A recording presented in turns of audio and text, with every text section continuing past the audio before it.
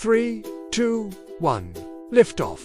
A tiny space-traveling cat, wearing a puffy white spacesuit, drifts past a cluster of stars, her tail swishing lazily behind her like a metronome, marking time in the silent darkness. Her name is October. She's just a kitten, really. A handful of stardust and ginger fur, with bright green eyes that shine like twin stars in the endless black. And she's alone. She'd been alone for what felt like a very long time. Longer than she'd been awake. Longer even than she could remember. She floated past the swirling pink gas of a nebula, a nursery of new stars and planets, and felt a pang of longing for home, for a warm hearth and a bowl of fresh fish, for a kind hand to stroke her fur and a lap to curl up on. But home was very far away, if it even existed at all. October had no memory of the days before the endless expanse of space. No recollection of anything except floating, sleeping, eating freeze-dried fish, and drinking recycled water. Sometimes, just occasionally, she saw other spacecraft drifting past.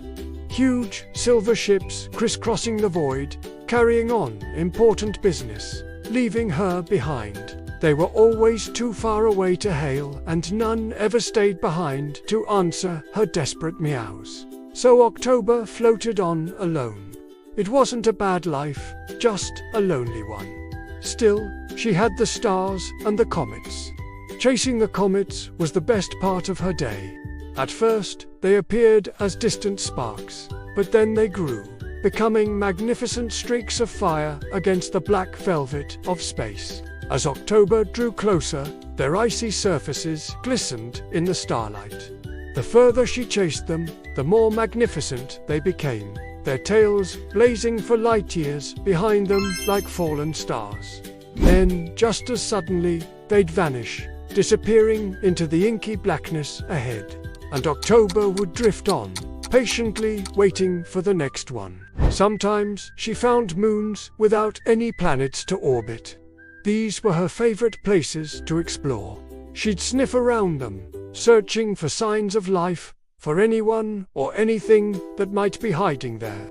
She looked in caves filled with ice that glittered like diamonds and seeped through valleys of frozen nitrogen and carbon dioxide. Once she found footprints in the regolith, fine-grained dust that covered the moon's surface. Big, heavy footprints that had to be from something enormous. October circled the tracks, her heart pounding in her chest. Who or what had made these? Had it been a space creature, something big and furry like her, or maybe a human? A shiver ran down her spine. She hoped it wasn't a human. They weren't supposed to be here. Not anymore. As the centuries passed, the moons became October's home. She knew every crater and fissure, every mountain range and valley. She loved exploring the frozen wasteland, chasing phantoms in the thin atmosphere, leaping across crevasses, feeling the pull of gravity under her paws. For a few moments, it almost felt like being back on Earth.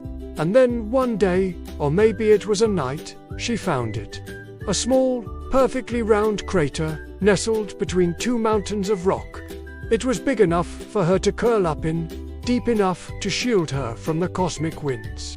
And so, October curled up inside her new den and watched the Earth. The blue marble was just a pinprick of light in the vast darkness. But to October, it was a beacon of warmth and hope. Maybe one day she'd get to go home.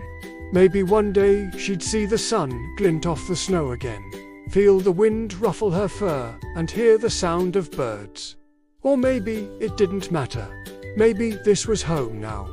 The moons, the comets, and the stars. All she had left was the Earth, a pinprick of light in the endless black, a silent, mournful lullaby to a very lonely, very beautiful cat.